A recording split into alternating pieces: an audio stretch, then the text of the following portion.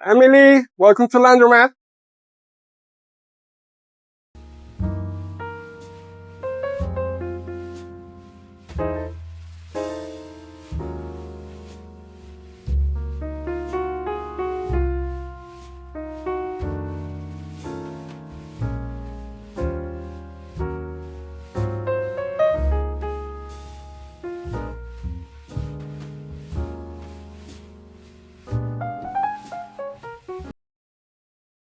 Juan Henriquez, originally from Venezuela.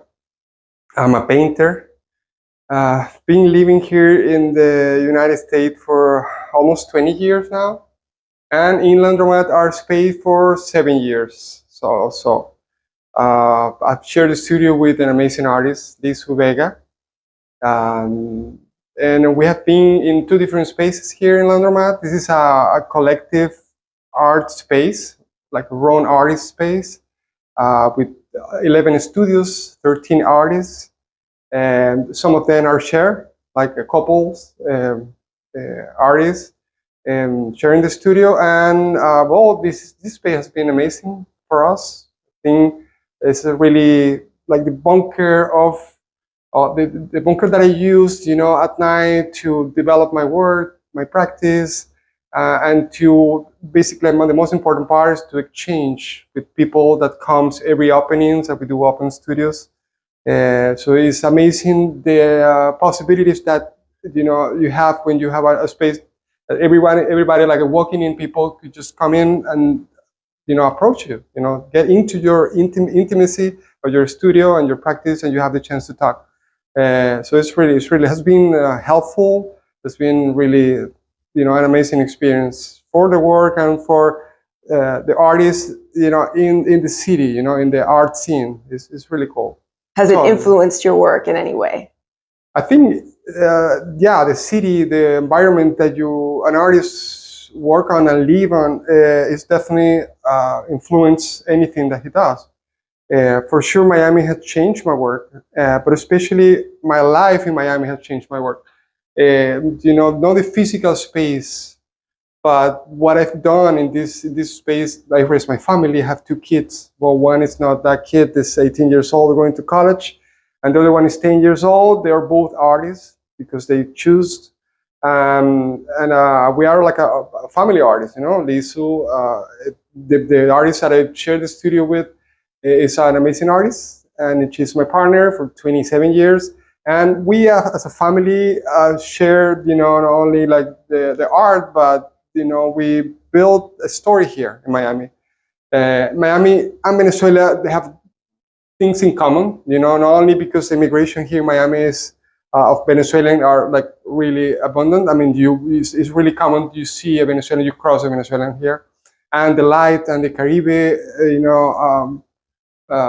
colors and light, they're similar but not the same, right? They're this mix of races and language and appeals is enrich definitely everything that you see around. You don't have that much in Venezuela.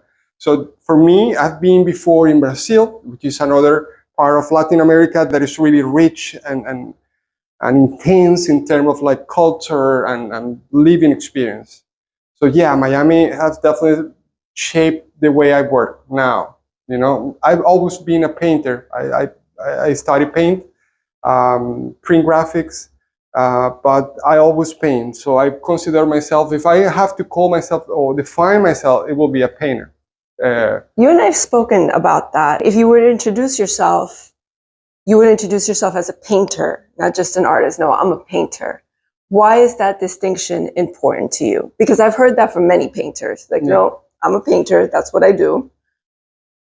I don't close myself only as a painter, but I think I respect what I feel more honest to do, and drawing and painting and going to the floor and spread paint and touch the paint and create a quick immediate composition and artwork out of your hand and your contact and your friction with the material. It's always is something that is really connected to me, that I really I feel that it's true. It's a process that I just respect and enjoy so much. However, I don't think that I just gonna close myself into just one discipline. Actually, I'm exploring right now some collage and textile incorporation to the painting, and doing some installation, some sculpture. But it's always related to painting. I always paint or work with leftovers or other paintings that I cut out and I make a different composition. So it's connected to the basic, painting. I'm not a visual artist that might work with performance or video art. However, I've explored video art or maybe music, but it's something that complement or I use to, to be with me when I'm painting. So I always come back to painting. So I just respect that. Color seems to be a central element in your work. Do you predetermine the color that you're going to use? No. Or is it something that just comes naturally? And I think it's naturally, but it's also organically chosen. I first start with one color. For example, I'm working in this piece right now, and the first color that I used here was the green, right? And then from there, the color function as a initial territory, initial provocation, something that has vibration, that has something that sometimes you don't see, but you feel, right? So it's like a field. It's like a territory. It's like a initial step that would connect me to a second color, a second stroke. I try to not to harmonize. I don't like to balance colors. I don't like to predict what is aesthetically match with another color. I don't look for that. I look for the collision. I look for the intersection. I look for the conflict between color fields, between color bodies, graphic bodies inside the composition that intersect, collide, hide behind it, or on top of it. And this intersection is what provoked the next step, the next body coming into the painting. So it's not something that I could describe in a few words. Mm-hmm. It's about the experience. So if I can talk about my practice, I can talk about the process of making the painting rather than the result of the painting. I never plan or sketch anything, but I start with something. I start with a stroke, with a drawing, with a spray paint, line. Sometimes I use a template that allow me just to make a mark. So from the initial mark, I start from there, pretty much letting this expression to come back to me and tell me what could come next. It's always changed according to my mood, to my desire at this moment. Pretty much my mood. Sometimes I just calm and quiet, and I like to work slow. Sometimes I'm just stressed and kind of like agitated, and this come out in the painting for sure. It reflects in the painting. It reflects totally. It's like a therapy, but it's not only like a therapy. It's my work. It's my professional work. So I let this inside part of me guide me and let it be the ignition, action. And then from there, I don't plan, but I structure. I kind of like say I have this, and then how these three elements could, compose something that is beautiful to me, that it excites me, that make me feel, that I found something interesting, that I provoked something initially in me. So the experience about how I feel with every stroke, what this is telling me. So it is a lot of observation. There is a lot of doing nothing. Most of the time that I'm painting, I'm not painting. So the action of painting is really a quick time, and it's like 80% observation and questioning, and then 20% or sometimes less of action and painting, and drawing. It's a really reflective process of why I'm about to do this, and then why I did that. Is that important enough in the painting, in the composition? Is that something that would activate a different part or the next, or it's just not relevant, and then I keep covering or working on top? So it's a lot of question and answer. For example, this painting over here, I love large-scale painting. The approach to a large-scale painting is something really connected to my practice. You enjoy that? You enjoy large scale? Oh yeah, and I paint in the floor always because of I use a lot of wet, pigment, ink, acrylic. So I kind of like throw water and then pour some paint and then use my hand or use a rack, to spray the paint. Sometimes I use a mop. Sometimes I use a broom. I kind of like to use any non-conventional tools to paint and to provoke situation and accidents that will lead me to a more interesting, thing next. So, for example, what happened with large scale is like the demand of my body to do anything in the painting. It demands my whole physical body and to inhabit the painting from inside and to build the painting from inside. And then I just step back and look at it and understand, okay, what happened with this blue? This blue, okay, what the meaning of this blue here is just a layer that let see everything that happened before this. But at the same time, it is in front and it activate visually something really amateuric in the painting.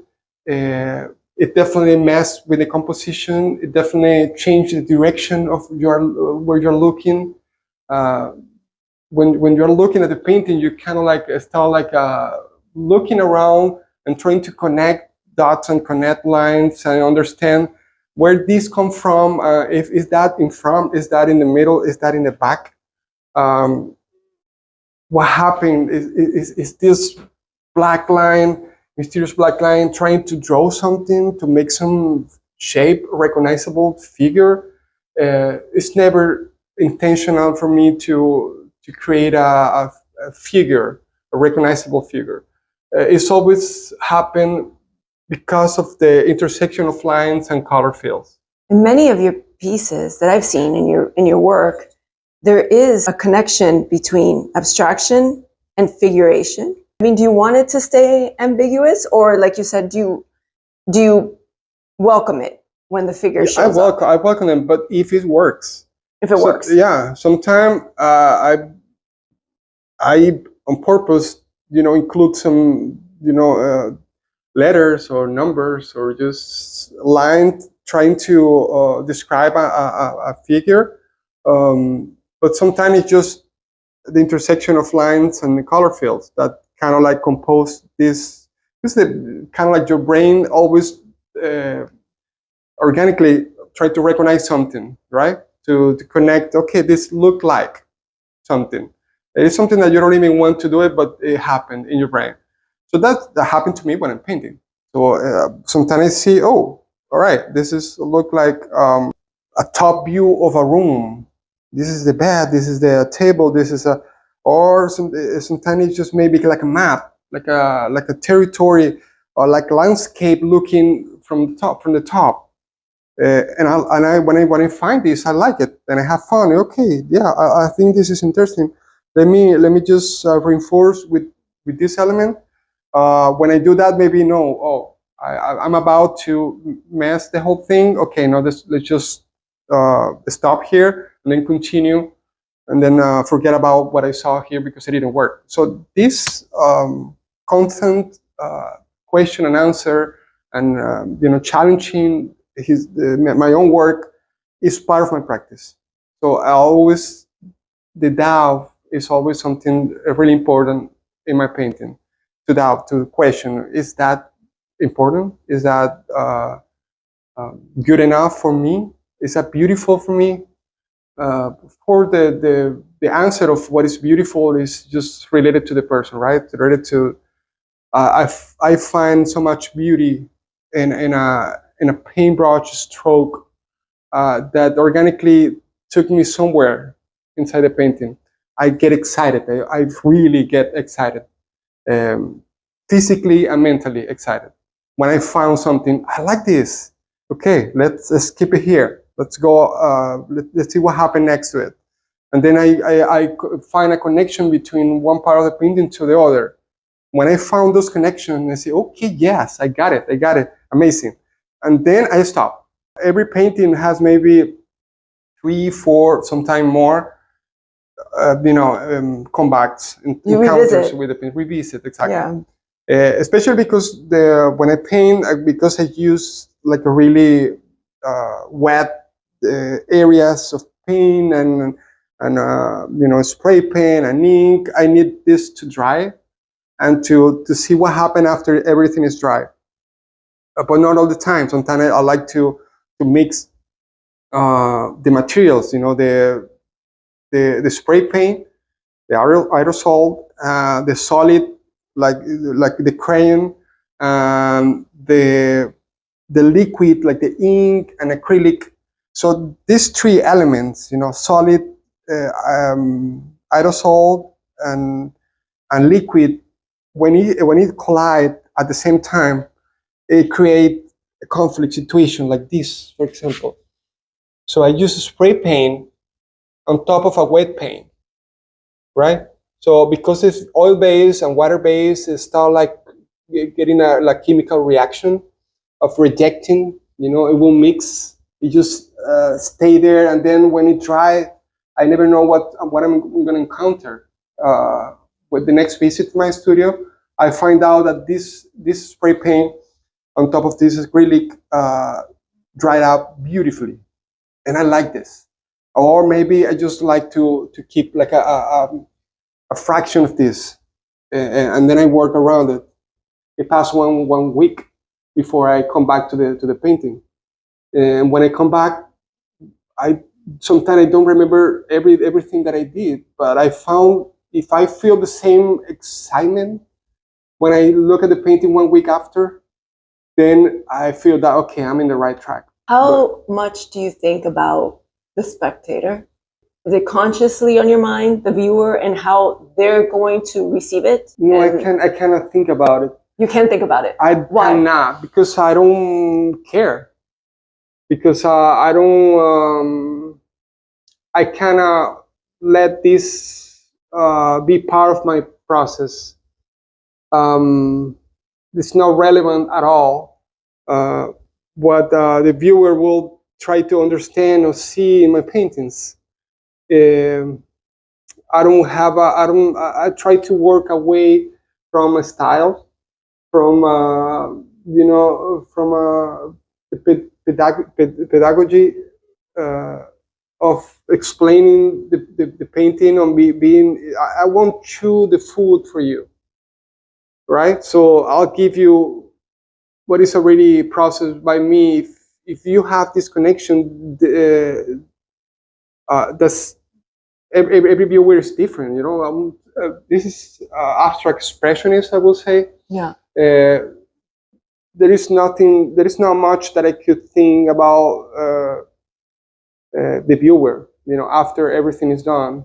Do their opinions surprise you sometimes? I like to talk with the person that don't previously know me. Yeah. And approach me and tell me his opinion about the work. I like to listen to that. But when they ask me, okay, how do you think about this painting, or what are you pretending with this? I always talk about the process, the same way that I'm talking right now.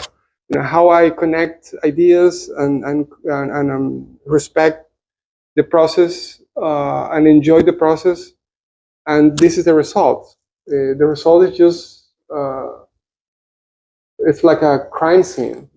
Everything important happened already, and then you try to understand and to see what happened there by looking at the scene, right? So yeah, I like to talk about my work with people. I always come here to the studio at night because also I have my work during the day. I'm a graphic artist for a big corporation, for television, and then I do paintings like in a company, but not my own work. But as a graphic artist, I develop artistic contents during the day. So at night, I like to come. Nobody's here. I don't listen to music. Well, I listen to music, but I listen to music before and after work. So when I'm preparing to work, I listen to music. I'm here in the studio at 9 p.m. And then I start listening to music. Usually Brazilian music I love, rock, jazz. I love jazz so much. And then when I start working, I turn off everything. I have artists that I love, that I look forward, that have influenced me, maybe for sure, but I never think about it when I'm painting. I think as all artists in every field,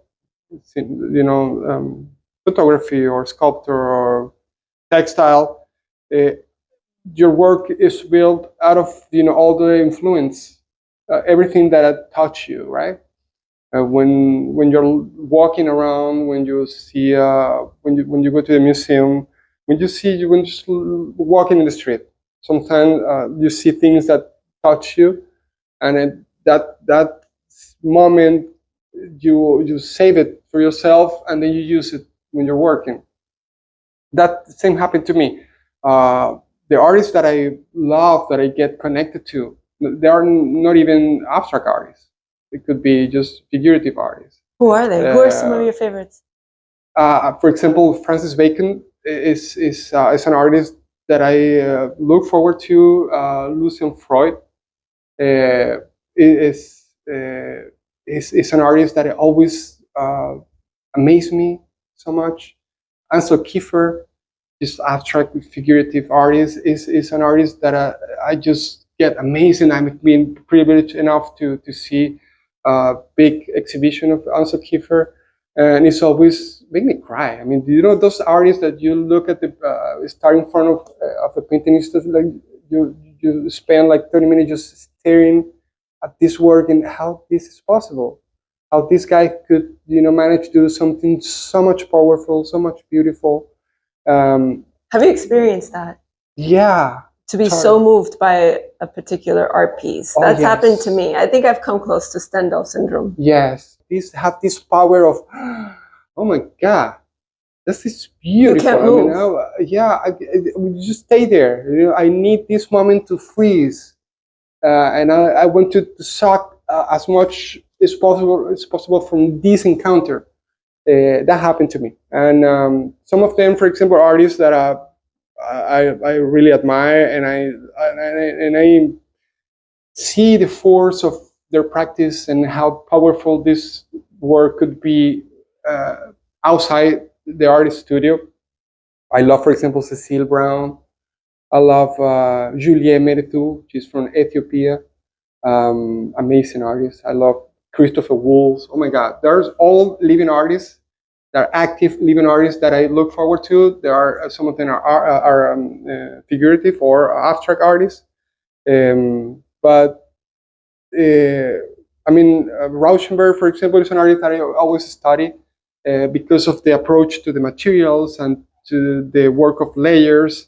So I maybe identify a little bit with those artists, but I use this language that I feel beautiful and excited, and I use it on my own language and my materials. Not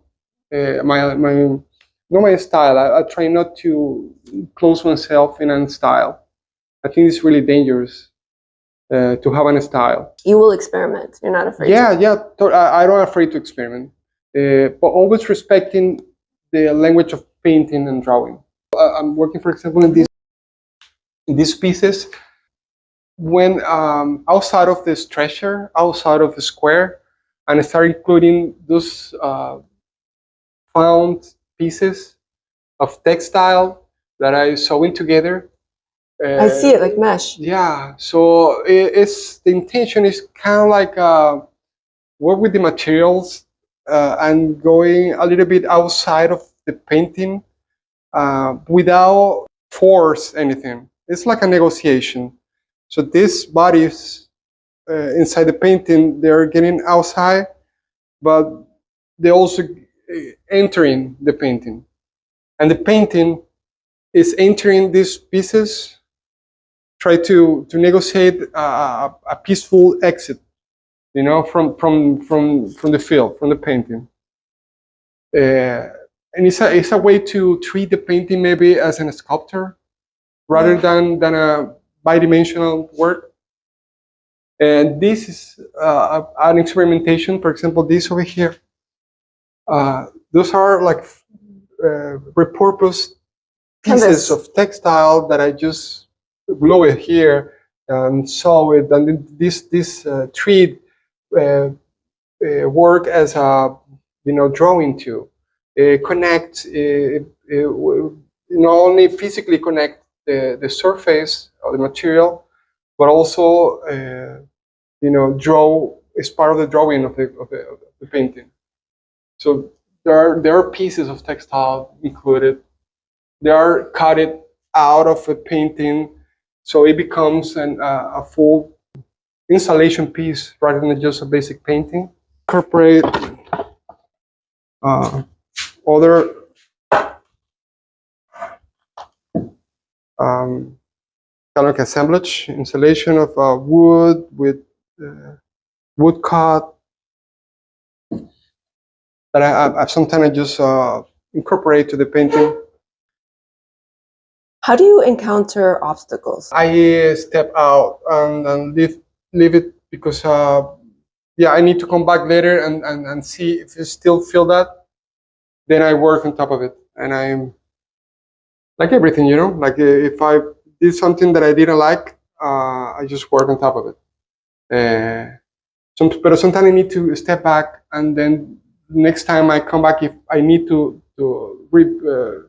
revisit and question again, is that still bad for me, or I like to keep it? Do you give yourself deadlines, or no?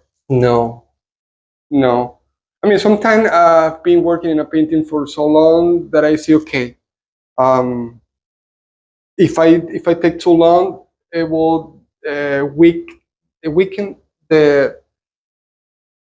it will endanger the whole work. So I need to, if I didn't have much time to work on the painting, I need to find more time, because this need to close the cycle, I need to finish. So yeah, that will be kind of like a deadline, but it doesn't happen very often. Is a painting ever finished for you? Yes. I always ask that to painters. Yes. And some have told me, no, it's never finished. And some is yes, sometimes I get sick of it and I can't look at it again. I heard that.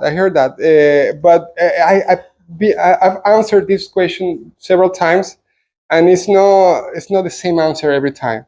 But no? I have some basics to understand the painting when it's finished, and it's really personal. It's related to my work. For example, this painting over here, the red one.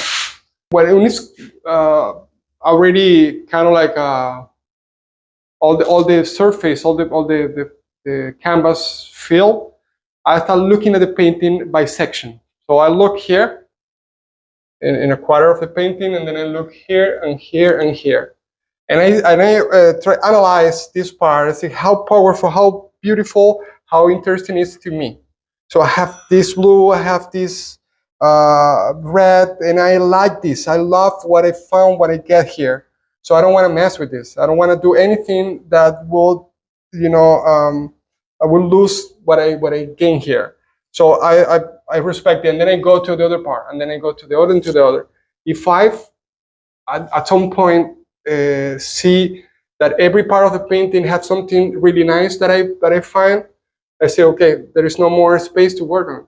So if I do anything, I will just miss or mess with what I did, or lose it, or overwork. So if I don't find any section of the painting that is weak for me, or something that I didn't fully work, I continue work. But if I don't find it, at that point I say, okay, I think it's finished. And what happened here, for example, this red, this is the last part of the painting. So the last approach, the last action of this painting was to cover with red around. And what happened here is just create an object to appreciate. It came from a special abstract, spread out composition to kind of like an object to be contemplated. I see a counter, I see a silhouette, I see something that it might concentrate the information in one part and create a different thing, So this red, when this red come in, it create this silhouette, this shape, right?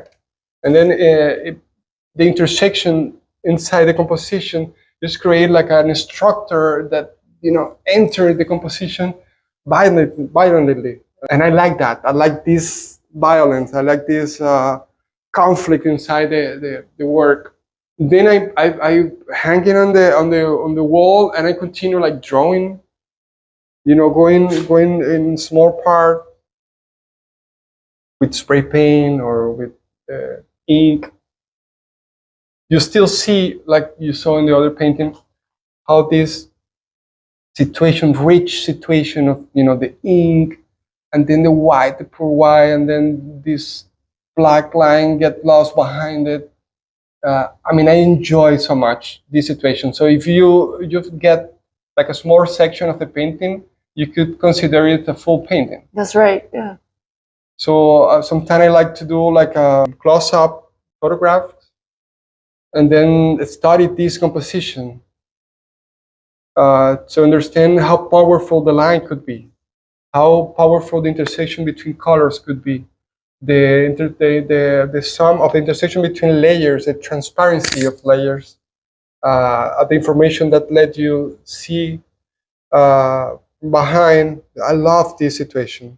So this is a wide stroke, like this is it, but when you get to the blue on top, everything change, everything. And this is red, it's right in front. When you see there's not something behind it. It's really a layer that is in front. I love this vibration between transparency and layers. So again, I'm talking about the process, I'm talking about the materials, I'm talking about the small moments of the painting. I'm not talking about the painting as a whole, the composition. I don't try to explain anything about the painting. Everything that I've done now is, so far, is just talking about how I enjoy every stroke, every paint expression, every color field. Is subjective. It is something that is really relevant for me. And as much as relevant for me, I believe it connects with the viewer somehow. Can you show me your workspace?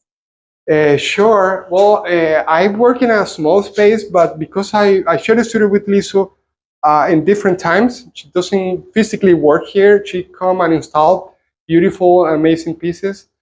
So I work at night. I just spread or open the space and paint the floor. Work on the floor. And then I have some materials that I come. It's always a mess, but you can come. So I love a mess. I have some paints that I don't longer want to hang in the main space, and I don't want to unstretch or to take it from the stretcher. So I leave it here. I have some there. And then when I need something, I just come here to this mess, and I have some paintbrush and spray paint and acrylic and some empty bucket that I mix paint. And So you then, have like a work area, a workstation that you grab your tools from. Exactly, and like pieces of things that I use sometimes as a collage. I have like many random things, and I grab stuff from there. For example, this thing that I found that maybe I found it like a thrift store, and I wanted to use to paint over. It's like a shoe organizer. Oh. So I just found this like an interesting thing that I could use as a canvas. As a canvas, to work on top. So I bought it, and at some point I'm gonna use it, but it's there. It's a pretty big space. I interviewed Lisu too, and I have to ask you, because I asked her, how is the experience of having a creative that is your life partner? It's really nice. I mean, we never compete. We never. Well, you're both so different too. Yeah, but we are really connected in many ways. Lisu's work is a full abstract composition of materials and textile and treats and sewing stuff. For example, she liked to draw with the materials and with the rope. But she never grabbed a pencil or a paintbrush or anything. She don't draw anything. She just grab the material and start building stuff. So it's amazing the way we connect. I always grab a pencil. I always grab a crayon. I always grab a paintbrush and acrylic and go down and paint. And you will find maybe some of his complexity in my paintings of the way I treat the line. And some of your painterly quality to her. Exactly. So there's a synergy. Exactly, I think so. Yeah, and for sure she'll feed from my work in many ways. But we respect each other space to work, and we don't mix. We talk. We like to talk about our work. I admire so much her work, and I love to talk about her work. And maybe I talked about her work better and more like clearly than I talk about my work. That happens. Yeah. And so yeah, it has been really important. We met in art school 27 years ago. Mm-hmm. So I give her like a workshop, like introductory workshop of printmaking. When she first encountered art school, I was there just painting. So we connect from there, and we never separate. It was amazing. So it has been 27 years. So there's many things happen in between. In terms of like her artistic practice, mine. She started like from fashion, and from there the fabric. It was naturally her source of material for working, and then I've been always a painter. So I've been exploring more composition and installation in the latest years, but I've always been a painter. You're going to Mexico. Yes, we're going to Mexico. The four of us, we have a nice art residency, family art residency in Ciudad de Mexico, the Ant Project, with Guadalupe Garcia. She's an amazing woman, and she's really a person that opened the door for not only for us, for many artists outside Mexico and inside, to have a great experience for actually 5 weeks. We're going to do 5 weeks art residency inside Ciudad de Mexico, and it's going to be amazing. I think as a family, it's going to be amazing. I want to show you. Is this new? Yeah, well, it's not that new, but it's something that I like to show you. No. Because it's part of my maybe medium-sized paintings. Oh, I'm excited. Oh, wow. That is beautiful. Oh, wow. This is maybe 1 or 2 years old.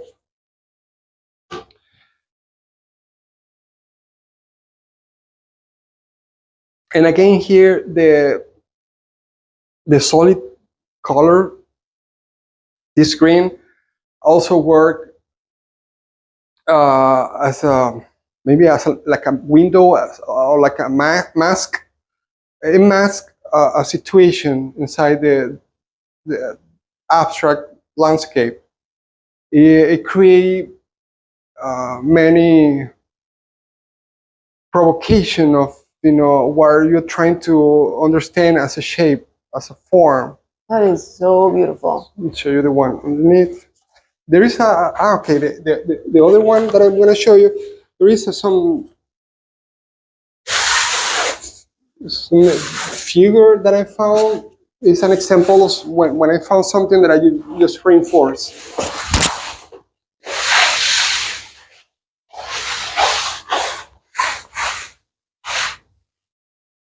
You might find like a couple legs.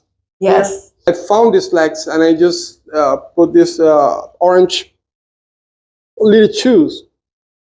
It almost looks like a skeleton too. Yeah.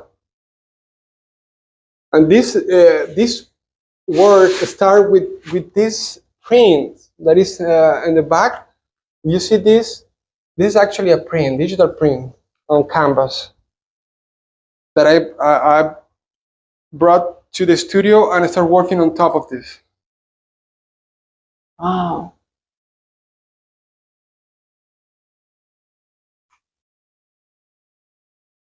Yeah, you see the time. The time is something that you see in the painting. Yeah. It's not one thing, one action, composition.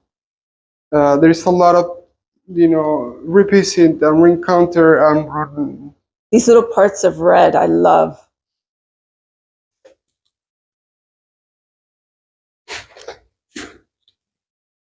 I'm working in this piece. I don't know what's gonna happen with this, but probably it won't be square. Probably I wanna just to cut out this white and let the whole organic and random silhouette just emerge From it. as a piece. Something similar to this. Yeah, I believe something that similar also to this one. to this here. Trying to break this square, not because I don't like it or I'm uncomfortable with, just because the work itself is asking me a little bit to present himself as a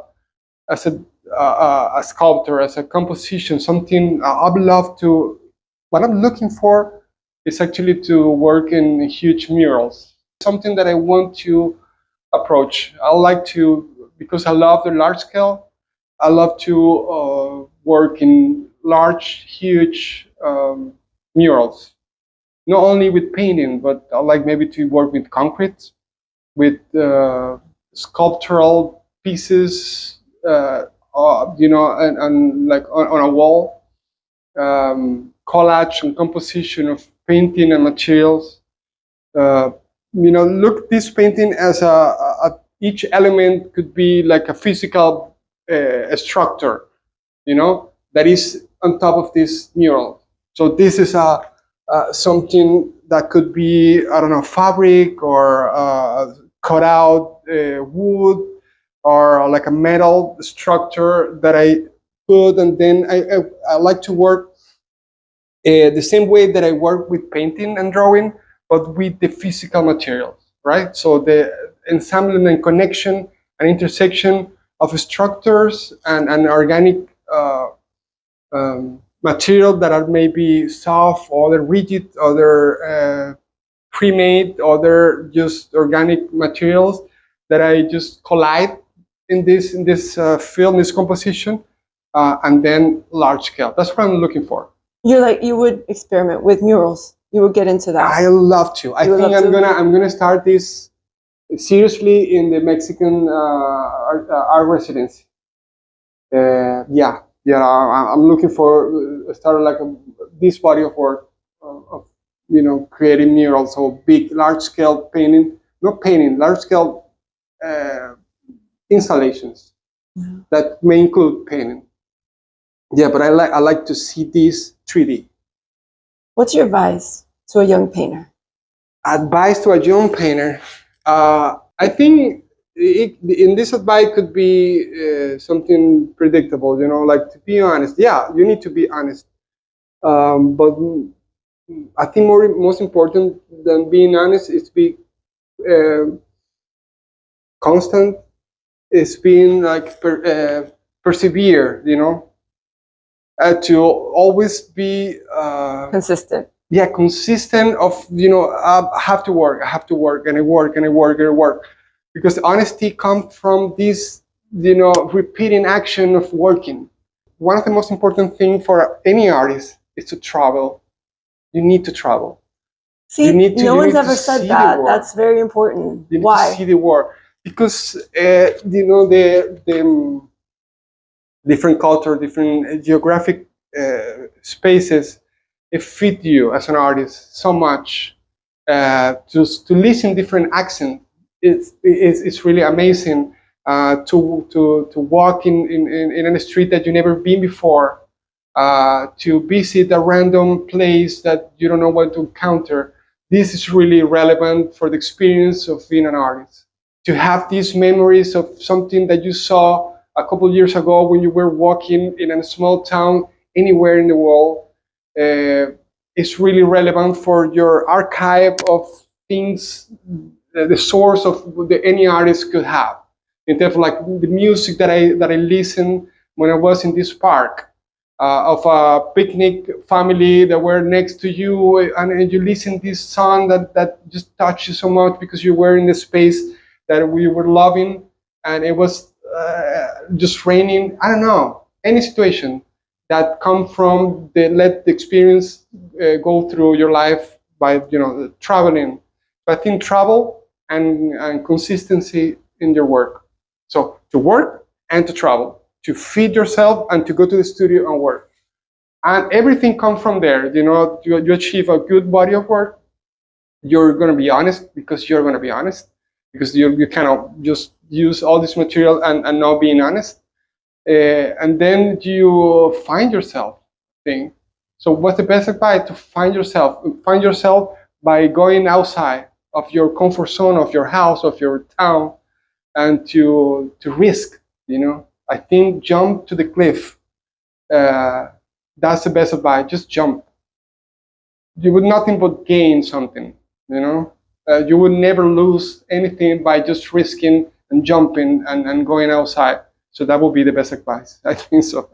Juan, you're wonderful. Thank you so much for showing me your space and talking about your process. I'm going to leave Juan's information down below. And if you're interested, contact him. All the details will be there. Thank you so much. Thanks to you, Millie. I'm so excited about this chance to talk about my work.